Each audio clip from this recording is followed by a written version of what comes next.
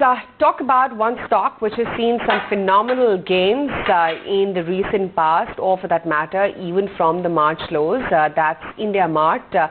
We've seen almost 25% uptick in the stock in just the month gone by. They've reported their numbers. The net profit has managed to surge, but let's dissect the third quarter and, of course, what lies ahead of us. Joining us right now, Dinesh Agarwal, the founder and CEO at IndiaMART InterMESH. Dinesh, hi, good morning. Great to have you on the show. 25% surge, Dinesh, in your stock price alone in the last 1 month, and has been one of the star performers from the March low recovery up until now. Firstly, how does it feel? No, I think the stock market is for you guys. We have to focus on our companies and customers. Indeed, but you sure make investors happy, so just wanted to pass on that message to you. But tell me, while still at much higher levels, Dinesh, than last year, traffic to platform has moderated somewhat from 253 million now from the earlier 259 million in the last quarter.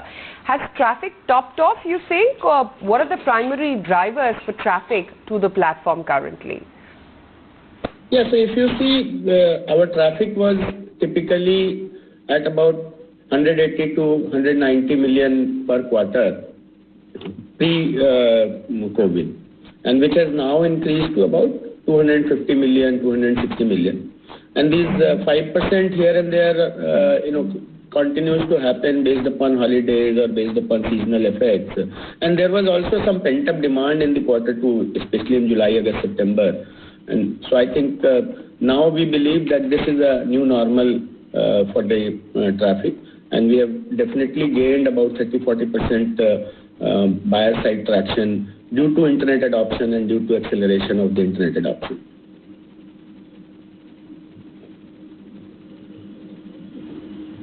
Right.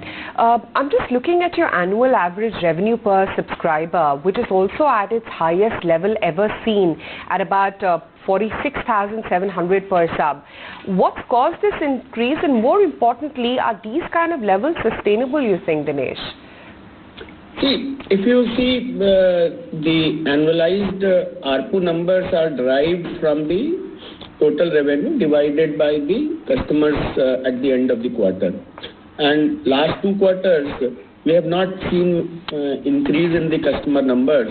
We were at 147,000 customers at the end of March, and even now we have finally reached to 148,000. So it's in the last 9 months, more or less the number of customers have remained constant. Since there was a lesser inflow because of the close down and because of the market demand, so number of new customers have not come in at the pace at which they were adding up in the last quarters.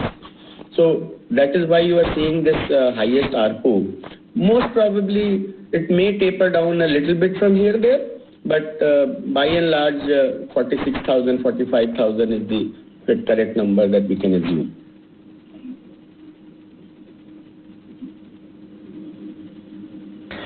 You managed to cut a lot of cost. And the pandemic, in a sense, was the trigger why IndiaMART was able to cut costs. You've cut down advertising, you've cut down a lot of other variable costs, a lot of sales employees. How many of your cost cutting which you did because of COVID, let's say in the last quarter and 2 quarters ago, is permanent in nature?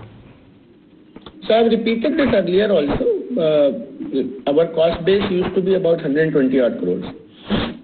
And we believe that, half of that is temporary and half of that is permanent. So the permanent kind of costs are, we used to run many call center and BPOs operations. A lot of that has been shifted to work from home kind of operation. Plus, we have optimized some of the, office spaces that we do not need multiple offices in the same city now, as people would be probably utilizing directly going to the customers' places from home and probably will need only one office per city.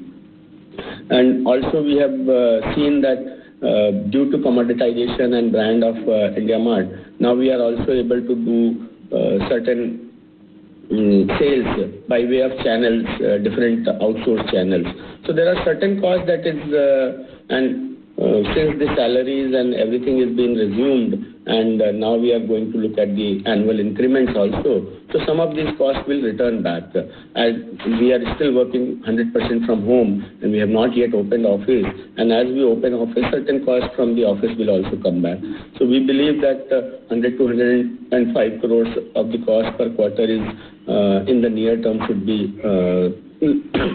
assumed while calculating the actual profits.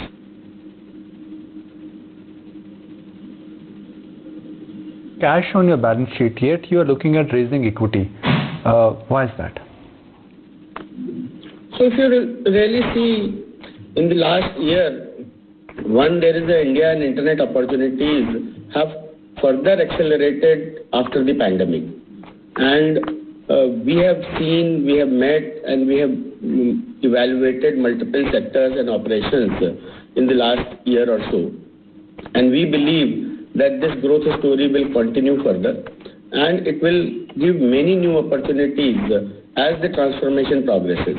So we intend to make use of this opportunity in the investment in the strategic spaces, and to fund organic and inorganic growth opportunities.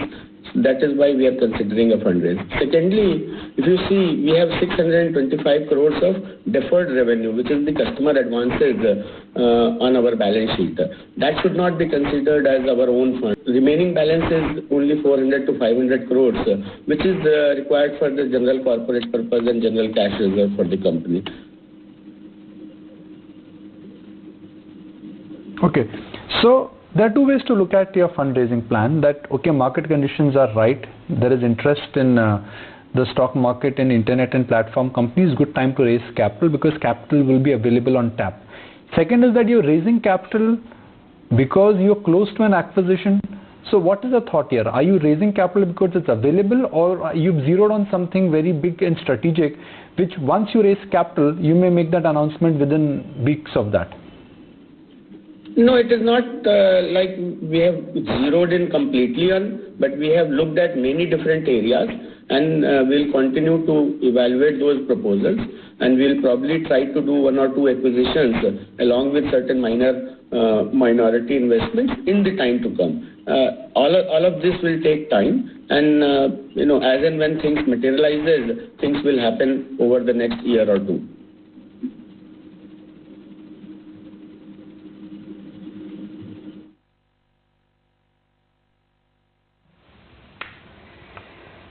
Okay, sure.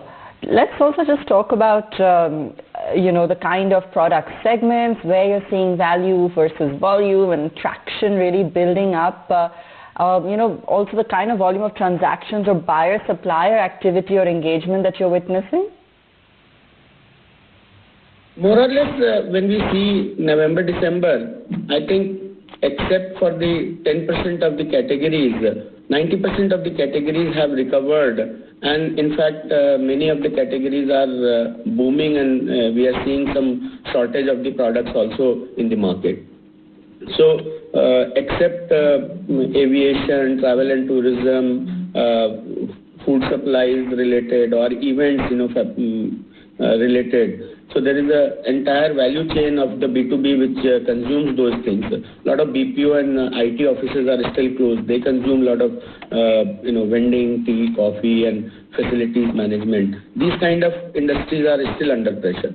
But if you see all other industries, they have bounced back quite a bit.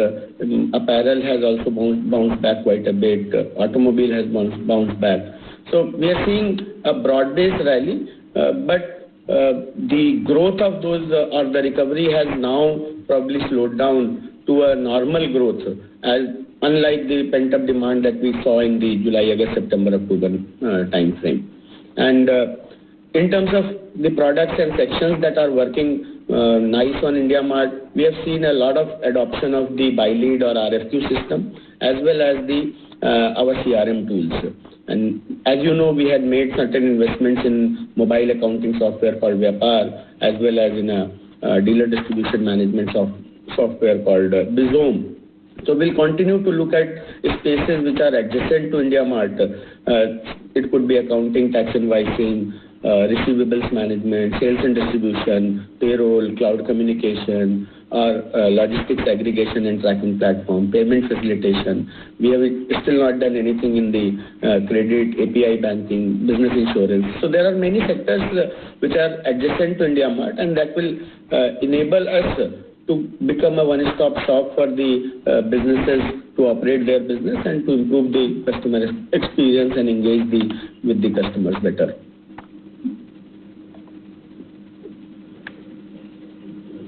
Where do you expect, in terms of year-end then, total paid subscribers, the kind of number that you see, by the year-end, you're currently at over 148,000. The kind of attrition possibly you expect, and even growth targets for the year-end. If anything you could leave us with. So, pre-COVID, we were adding about 5,000 customers per quarter. Now, in the recent quarter, we have added about 7,000. Out of that, about 10 to 15% is the recovery from the customers we lost in the previous 2 quarters. So we are probably going to add anywhere between 5,000 to 6,000 new customers per quarter going forward.